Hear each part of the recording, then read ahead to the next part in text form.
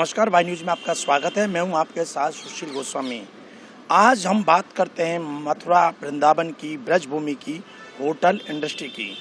यूं तो कोरोना काल में सभी उद्योग धंधे व्यवसाय चौपट हो गए, लेकिन जैसे जैसे अनलॉक होता गया धीरे धीरे रोज़मर्रा की ज़िंदगी पटरी पर आने लगी और अपने अपने व्यवसायों को संभालने में जुट गए लोग। लेकिन ब्रजमंडल में इस जो होटल व्यवसाय है इसकी क्या स्थिति है, आइए जानते हैं, होटल व्यवसायियों से बात करते हैं। इस समय मौजूद है मथुरा के होटल शीतल रेजिडेंसी में और यहाँ के बारे में बात करते हैं। यहाँ के जो ऑनर है उनसे कि क्या स्थिति है।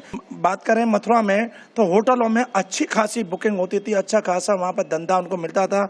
लेकिन आप देख रहे हैं इस समय यहाँ पर वो रौनक नहीं है। वो यहाँ पर जो आते हैं ठहरने के लिए पर्यटक हैं या तीर्थयात्री हैं वो नहीं। आइए हम बात करते हैं यहाँ होटल के जो ऑनर हैं मिस्टर अमित जैन जी, उनसे पूछते हैं कि क्या स्थिति है मथुरा वृंदावन में होटल व्यवसाय की।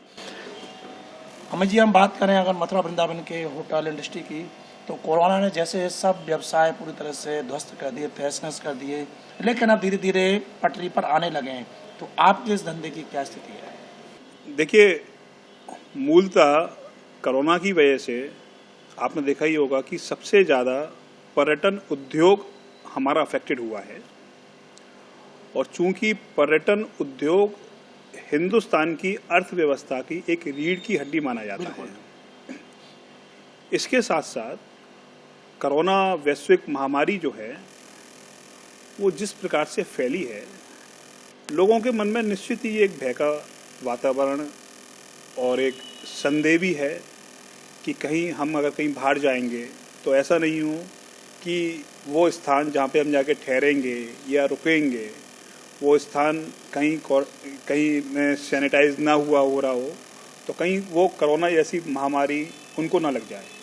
इस वजह से अभी मथुरा में, इनफैक्ट मैं कहूँगा कि मथुरा वृंदावन पूरे ब्रज क्षेत्र में अभी जो बाहर से तीर्थयात्री वगैरह जो आते थे, जैसे अपने गुजरात से आते थे या दिल्ली से आते थे या गुड़गांव से आते थे, हरियाणा वगैरह से आते थे, उन लोगों का भी आवागमन नहीं हो रहा है।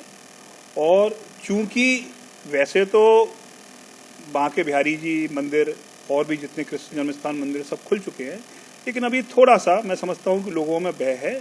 और जब तक कोरोना महामारी का कोई भी विकल्प, कोई टीका, कोई वैक्सीन या कोई दवाई जब तक पूर्णतः नहीं निकलेगी, मैं समझता हूँ कि थोड़ा सा समय लगेगा। इस महामारी से देखिए स्वतः ही, जैसे हमारे माननीय प्रधानमंत्री ने कहा कि हमको अब इसके साथ में जीना सीखना पड़ेगा, हमको इसके साथ में रहना पड़ेगा। लेकिन अगर हम कुछ बातों का ध्यान रखें, जैसे कि अपने को सोशल डिस्टेंसिंग का हो गया या फेस मास्क का हो गया या फिर बातचीत करने में थोड़ा डिस्टेंस से संबंध बनाने में हो गया, तो निश्चित ही इस महामारी से हम लोग विजय प्राप्त कर लेंगे। और मैं समझता हूँ कि हिंदुस्तान ने तो निश्चित ही इस महामारी पे बहुत हद तक विजय प्राप्त कर ली है।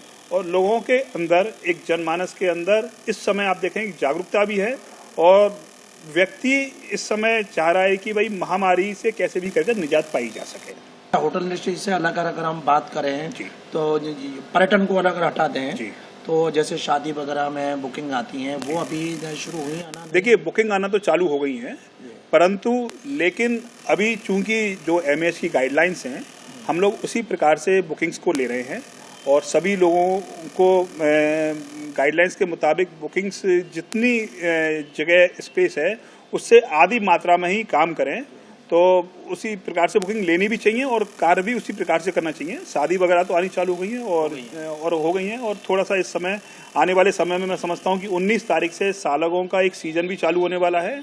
और चूँकि लेकिन इस बार जो है सालग बहुत ज़्यादा नहीं है और सालग जो है दिसंबर 10-12 तारीख तक है, लेकिन सालगों की मात्र कुछ डेट्स ही हैं।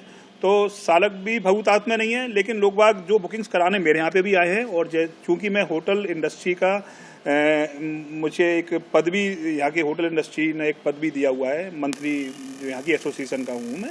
उसके हिसाब से मेरी जैसे और भी होटल वालों से या फिर बातचीत होती रहती है, या फिर जिनके मैरिजेस होम है उनसे बातचीत होती है, सभी का कहना और मानना ये है कि हम जो भी प्रोग्राम करेंगे, जो भी शादी करेंगे, हम लोग सोशल डिस्टेंसिंग मेंटेन करते हुए करेंगे और फेस मास्क को हम लोग निश्चित ही कंपलसरी करेंगे, और अपने होटलों को या फिर जो भी उनके बारात घर हैं या मैरिज होम है, सबको निश्चित हम लोग जैसे जैसे हमारे प्रोग्राम फंक्शंस होते जाएंगे हम उनको सैनिटाइज भी करवाते जाएंगे अगले प्रोग्राम के लिए। ब्रज में इस समय जो कार्तिक मास चल रहा है, इस समय तो बहुत ज़्यादा बिजनेस मिलता था, क्यों बाहर के लोग प्रवास पे आते थे ब्रज में, यहाँ पर आकर आराधना पूजा अर्चना। लेकिन इस बार वो कार्तिक मास भी और इससे पहले अधिक मास गया, वो भी आपको कोई देखिए इस समय मैं कार्तिक मास और अधिक मास का तो निश्चित है कि हम लोगों को जो पहले होटल इंडस्ट्री को एक फ़ायदा लाभ हुआ करता था, वो लाभ तो हम लोगों को नहीं मिला। और इसकी क्योंकि कोरोना वैश्विक महामारी की वजह से इस बार हमारे पास में जो पर्यटन जो आया करता था या धार्मिक जो श्रद्धालु जो आया करता था, वो लोग वास्तव में यहाँ पे इस बार नहीं आए हैं। ये तो हमको निश्चित ही बहुत बड़ा एक नुकसान, बहुत बड़ा लॉस हुआ है। तो सुना आपने, हमारे साथ रहे अमित जैन, जो कि होटल एसोसिएशन के मंत्री भी है और मथुरा में इनका अपना एक खुद का एक बहुत ही बेहतरीन नालीशान होटल है। तो उन्होंने पूरी जो सारी बातें बताई हैं बिल्कुल अपनी जगह पर ठीक है। तो यहाँ पे अधिक मास अभी बीत के चुका है और ये कार्तिक मास जो ब्रज में इसका विशेष महत्व है, और यहाँ का जो पर्यटन उद्योग है उसमें देखा जाए तो इस कार्तिक मास में बहुत बड़ी उम्मीद लेकर चलते थे यहाँ के होटल व्यवसायी और भी यहाँ ब्रज के से जुड़े हुए हैं। लेकिन इस बार उन्हें इसमें कोई खास लाभ नहीं हो पाया और वो ऐसे ही सूना सूना निकल गया। लेकिन उन्होंने कहा कि उम्मीद पर तो दुनिया टिकी है, कोरोना को भी वो जीतेंगे और फिर एक बार गुलजार होगा मथुरा का होटल इंडस्ट्री। और इसी के साथ उन्होंने कहा कि थोड़ा बहुत शादी वगैरह है उनकी बुकिंग आने लगी हैं और जो गाइडलाइन है गृह मंत्रालय की उसके अकॉर्डिंग इन्होंने पूरा पालन करते हुए वो बुकिंग चालू की है। और आने वाले दिनों में जब यहाँ पर शहनाई की गूंज उठेगी तो कहीं ना कहीं यहाँ रौनक बढ़ेगी और धीरे धीरे फिर अपनी पटरी पर लौटेंगे। हमारी भी यही शुभकामना है कि जैसे कोरोना से पहले एक रौनक और गुलजार हुआ करता था ये उद्योग, फिर पुनः जल्दी से इसी तरह से खुशियां आएँ और लोगों का जो नुकसान हुआ है उसकी भरपाई जल्दी हो।